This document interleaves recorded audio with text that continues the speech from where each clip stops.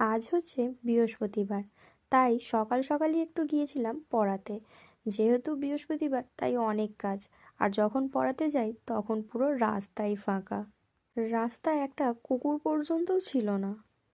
তো যাই হোক, পড়িয়ে এসে তাড়াতাড়ি করে স্নান টান করে ঠাকুর ঘরে ঢুকেছিলাম, যেহেতু আজকে পুজো আছে। আর সেই কারণে তোমাদের সাথে প্রতিদিনকার মতো ঠাকুর ঘরের কাজগুলো আর আজকে শেয়ার করা হয়নি। তারপরে আর কোনো রকম ভিডিও করা হয়নি। বিকালবেলা আজ যেহেতু পড়ানোর ছুটি ছিল, তাই গিয়েছিলাম একটু মাঠের দিকে ঘুরতে। এই শীতকালের প্রকৃতিকে আরো সুন্দর করে তোলে কিন্তু এই হলুদ সর্ষে ফুলটা। সত্যি অসাধারণ লাগে, চারিদিক হলুদ আর সবুজ। প্রকৃতির কি অপরূপ সৃষ্টি, তাই না? প্রতিদিন তো আর আগের মতো জমিতে আসা হয় না, তাই যখনই যাই তখনই প্রত্যেকটা জমি ঘুরে ঘুরে দেখি। এই যে ওলকপির গাছগুলো কত ছোট ছোট বসিয়ে গিয়েছিলাম, আর এখন কফি হতে আরম্ভ করে দিয়েছে প্রায়। তারপরে এই বিট গাছগুলোও বিট ছোট ছোট হয়ে গেছে। গোটা চারিদিক ঘুরে ঘুরে দেখছিলাম আর তোমাদেরকেও শেয়ার করছিলাম।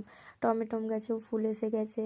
পাশাপাশি সব জমিতেই বেশ অনেক রকমেরই সবজি চাষ হয়েছে। আবার কোথাও কোথাও এখনো ধান জড়ো করা রয়েছে, ধান ঝাড়াই হয়নি। চারিদিক সবুজে ভরে উঠতে এখনো বেশ কিছুদিন সময় লাগবে। তো এই ছিল আজকের ভিডিও। তোমাদের কেমন লাগলো অবশ্যই কমেন্ট করে জানিও। তো চলো আজকের মতো টাটা।